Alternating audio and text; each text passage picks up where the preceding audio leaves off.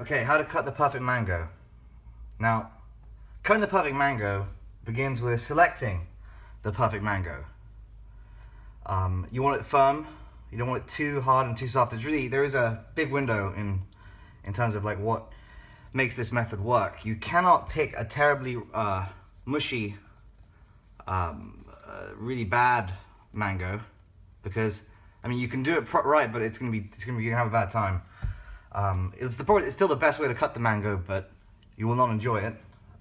So you can kind of see the difference. You want like a fresh, firm mango. A mushy mango, the fibers inside turn to goo eventually.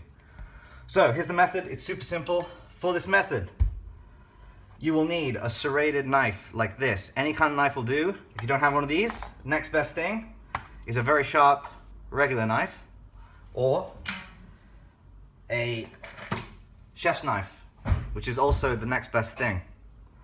You can also use a flat knife like this. Not a big deal. But I personally prefer the serrated knife because it really gets in to cutting the mango. So inside the mango, the stone is flat on both sides, and so is the mango, right? So we know what the stone is going to look like inside from the edge. So you want to cut along that edge or all the way around, 360 degrees. So we're going to start. We're going to cut in, right? And then you see it goes all the way around. Now when we stop, when we hit the stone, and we can use that to go all the way around. And at this stage, you can even take this out. You know, it doesn't matter. Now, once you get to that stage all around the stone, you grab a spoon. Now, most spoons, I mean, a lot of people that wouldn't think this is important, but I kind of do. This spoon has sort of a rounded edge. Now, that's less than ideal, but if you have a spoon with a flat edge, that's even better, and this makes this method work even easier. Now you flip. You can do it I prefer doing it from the bottom, but you stick the spoon inside, right? And you feel with your thumb around for the edge of the stone. Now, the spoon, if you run with your thumb, the top is convex, right? Concave. The inside is concave, the top is convex, and it will run along, if you see from here, it'll run along the surface of the stone and separate it from the flesh. So it's pretty easy. You stick it in, and it gives a satisfying sound, and you just run it through, and then boom.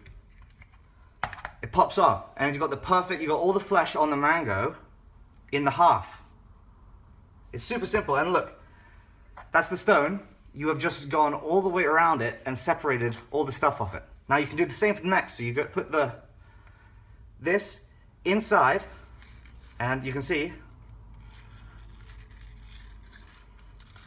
the stone pops out. And then at this stage, you can just rip it out. And if you want, you can chew it right off, the rest of it right off the stone. So you have two halves, and you can just serve it like that. Or you can spoon it out and slice it even more if you like. But if you like to have mango, it works. If you want, you can do it like an avocado. It kind of is the avocado method. You know, and slice it like that. Or take a spoon and suck the whole thing out. Like that. But see what happens with the mushy mango? You can still do it. But as you can see, when you stick a knife in, all the fibers are fucked. So that's why it's cutting this mango this way. You see the difference? So there you go. That is how you cut a mango.com.